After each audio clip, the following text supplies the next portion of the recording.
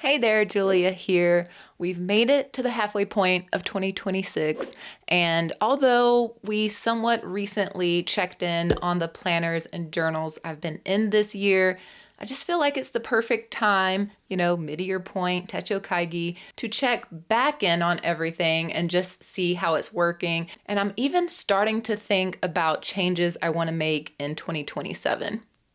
Okay, let's start with my ink directory. This is where I keep my swatches for all of my ink and bottles and samples, and it's organized by color. I do have a whole video on this. I'll leave it for you right here. I also have these inserts available in my Etsy shop, but I still reference this very often when it comes to pen and ink matching or just seeing what I have. I take this to our local meetup because there's always questions about if an ink looks like another ink that I may have. So yes, I don't think this is going to be changing anytime soon. I love the ring setup, and these are some pretty large rings, and we've got a lot of inks in there. And then as a companion to this, my ink archive is here. This definitely does not get touched as much because quite a few inks on a page would need to be gone or out of stock before I move it over here. But yeah, again, we are organized by color, and these are just inks that I no longer have in my collection, but I still may want to reference it against another ink. Recently, I added this cause journal to my lineup. I have a video on this one as well. Cause stands for comparison and writing samples. I'll leave that video for you up here as well. But this is a Me Plus binder, and I'm still working through this. I need to make the dividers still. Maybe we'll do a video here soon of just doing a few pages of inks and, giving a little more time to each ink. But I've just been plugging away in the mornings and just picking 3 to 4 inks, kind of just going. I have a list in alphabetical order of all of my inks. And so we are still in the top half here. So yeah, in this rings journal, you can see it's broken down into 2 sections so that I can compare and move things around even more so. But I have the swatch, some line variation here, and then what it looks like in a nice swatch of writing in fine and in a medium. And I'm using the Hakoro dip pen for these. And I'm calling this the stage. If I need to pull pages from here and kind of compare them here, that's what it's been used for. I've been really having a good time getting it together. And yeah, it is a work in progress. I'm not too pressed about it, but it's a fun documentation situation when it comes to documenting just my bottled inks. I didn't want to do samples because this is a lot of work for samples that in theory, hopefully won't be around as long, and need to save room where we can with the rings here. The next one will look very familiar. This is my ink journal. You see this the most on the channel. This is a beautiful notebook by Leela Journals, and this is where I keep currently inked, ink swaps, just a lot of the ink mixing, things from Happy Mail, all kinds of inky and pen fun. Honestly, I could be using this more, but it's been quite busy since we've last checked in. And I still have some reservations about the Tomoe River paper as an ink journal. Love it for my planner, love it for just about anything else. But I do love this paper for writing, maybe over swatching. And I need to go through my notebook stash and kind of look for something a little thicker that works for swatching as far as showing all of the different properties, but also something that maybe doesn't show through as much on the back side of the page so that I maybe have the option to at least write on this other side of the page. So right now I've just been making it work by doing little cutouts or just being strategic about, okay, if I'm filming something and I need both sides of the page, I can't find a good example like this, then while I'm filming, there's nothing on this back side, and then I'll go and, do what I need to do, something that's not as visually important on this back side of the page. This little guy is my pin show insert, and since we've last checked in, I have gone to 2 shows, and I've had this with me, the Chicago Pin Show and the Dutch Pin Show. And this size for a pin show is perfect. It's been amazing. It's a pocketable size, and there's still plenty of room to add in all of the reminders, the scheduling, the testing, the little bit of memory keeping that I keep in here as well. So we'll just do a quick flip of Chicago. So I do have, wish list items, scheduling, a place for testing pins and nibs, and then usually after the show, I'll go back through and add in stickers and stamps and ephemera that I pick up from different tables.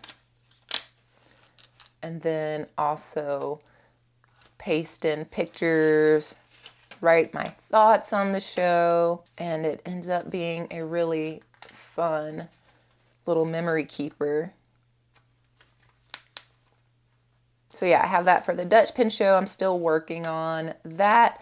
And, at the end of the year, I'll have one more show in here, the New York Stationery Fest. And yeah, I think this is going to be great. I feel like this will be an ongoing thing for any shows and events. And I have an olive passport, so maybe next year I might just swap out for the olive one just to give that one some play as well. But for the most part, I love this form factor for this purpose.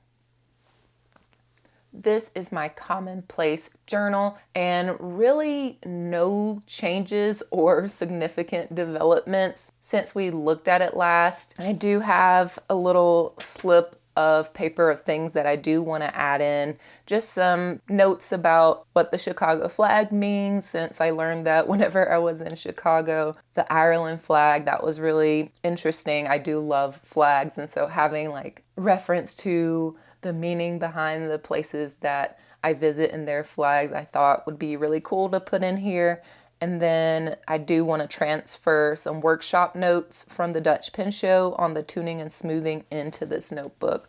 But right now it is mostly nail stuff whenever I took the Nail Hub nail courses. So then anniversary stuff, how to function our hot tub. Yeah. So that's just what's in here now. I keep the topics here in the margin, and then I can reference the topics back here in this index. So very cool. I do still like this. I have referenced it when I forget about something, mostly having to do with my nails, but I just don't have any major updates here. So this is ongoing, and it's just one of those journals that I don't touch as much, but still has an important place in the lineup, I think. All right, I have a few inserts in this. This cover holds my reading journal and my life journal inserts. So my reading journal has a few more stickers on it than it did last time we checked in, but it is working as intended. I do have a couple more books that I've read that I need to add in here, and I will get to that here soon. I do believe my morning routine has been a little wonky just since getting back from the trip. I've been trying to finish my Ireland and Netherlands insert and the Dutch Pin Show insert still. So, but yeah, we have just the book cover, my rating, the format, and the dates around about when I started and finished, and then just writing about it. There's a little bit of decoration happening, but not too much. Yeah. So that's all I have in here. I still, like I said, I still have a few to put in here, but I will probably continue this same insert for 2027. I'm trying to get through my TBR and get through the Throne of Glass series, which has taken up lots of time when it comes to reading this year. And I actually haven't purchased many books, which I'm proud of. So yeah, I'm happy with the reading journal. It's very low pressure and I like the size. I do have my little book covers back here, but yeah, love it. And then this is my life journal where I just journal about fun events that happened, new music, birthday parties, that type of thing. So I've been keeping up with it okay. There are a few things that I do need to update in here.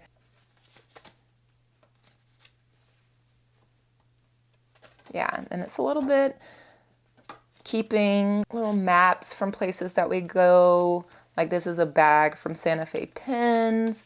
And yeah, I just try to make it fun. It's kind of like a little snapshot of important happenings. However, I've been also loving the sort of day-to-day, mundane, but still thoughtful writing that I've been doing in my Hobonichi Cousin, which I'll show you here next.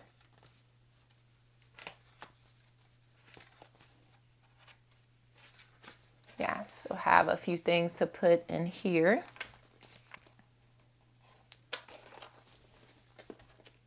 Yeah, so this is my Hobonichi Cousin, and I was making this a big part of my morning routine. And it's been a great way to use stationery and just have more insightful thoughts when it comes to using pen and ink pairs. And it's really a low pressure thing. There are, large areas of blank days just because travel or I want to vary my morning activities. So like I said, I've been working in my Dutch pen show insert and my travel journal insert. I've been working with my cause journal to do some of those swatching and getting that up to snuff. And so I usually don't mind skipping out on this if I'm going to do some other morning routine. So for 2027, I think I may want to just combine the life journal and this practice into something undated. I don't know, because I do like taking my life journal along with me as well. And so I kind of still want it to have a smaller form factor, but I also really like this. So I don't know, it just needs to be fountain pen friendly, of course. And then in the front of this, in the weekly section, I've been playing a game with my ink collection, and this is a lot of weeks my favorite part of the morning routine. I just love the process and how it looks at the end of the week. So every week I have a theme for the inks, and I'll do that theme once a day for that week. And so I'll swatch the ink that goes along with that theme, write it out, and then do a little writing sample at the bottom. And for the writing sample, you can zoom in. It doesn't make any sense. It's whatever video or podcast or audiobook that I'm listening to. I'm just writing random words as I hear them so I can engage and actually listen to what I'm listening to while also getting the writing sample down. So these are inks from around the world. This is a fun Roy G. Biv custom mixes that I've done. All green inks near St. Patrick's Day. Sheeny inks. I love this one. That's so fun. Inks I have not in the box. This is a fun little name tag. Light inks. And this is a fun way to also, I think with the light inks week, as I was writing with some of these, I was like, I'm never gonna use this. I need to mix it, give it to a friend, put it in a pen, something. So that was really fun. And then some weeks, if we're traveling, they're either blank or there's only a few.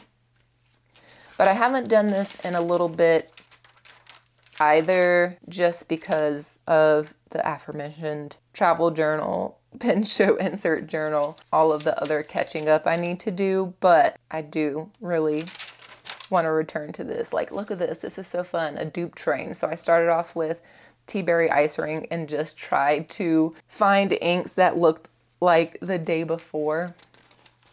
And that might be the last one that I did. Yeah, so it's been a while. I think this would be really fun to continue in 2027, but I just don't know how feasible it is because I'm working in my cause journal right now. But it is something that could be revisited in the future. If I find a planner that is mostly weeklies like this in this vertical format, I think that it could be fun. Even undated would be nice. This is also a good idea if you have old planners, like out of date planners laying around and you want to do something fun. Like, this is a great idea, I think, and it's just really fun to flip through. This is my main planner, everyday planner stack, and I use this for meeting notes. This is a mini plotter, and I keep meeting notes up here. And then once I move those meeting notes into a Notion database so that it's searchable and I can reference old meetings and stuff like that. Once it's in there, I just rip it out.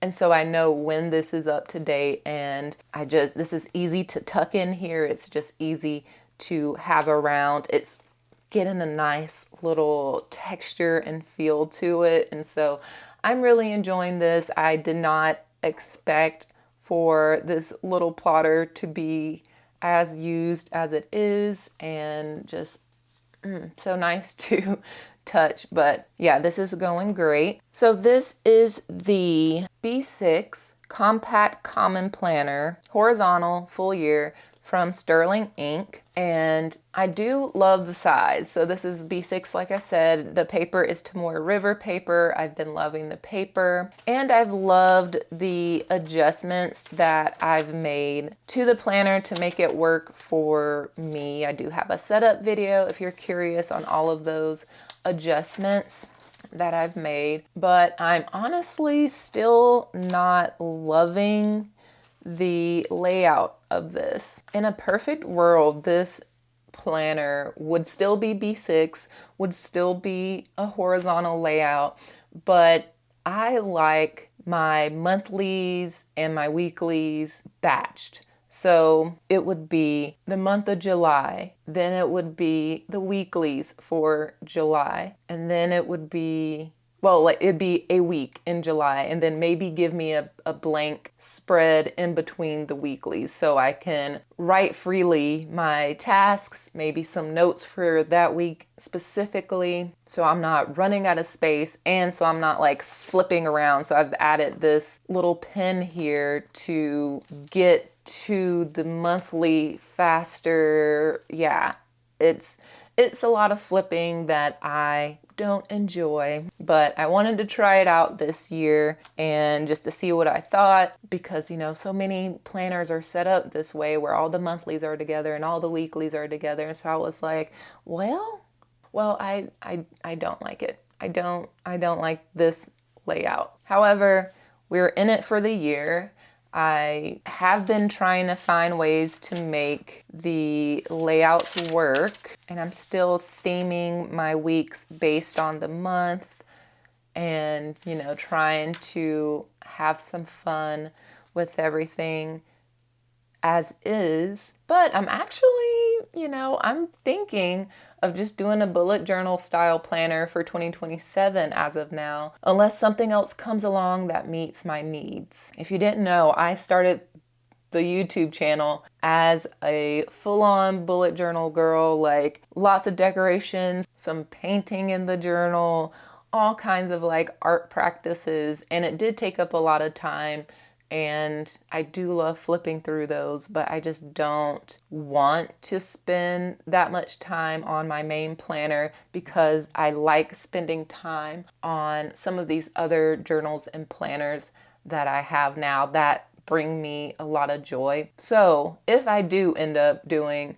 a bullet journal for 2027, it will be so chill. It's gonna be like not as much drawing and decoration and things like that. It will be along the lines, I'm sure, of this. But I'll absolutely like keep an eye out for planners and other things that may fit what I'm looking for. But it is like planner season can get exhausting. I have plenty of notebooks here. Like if I can't find what I'm looking for, I'm just gonna do it myself. So that is the word on the main planner.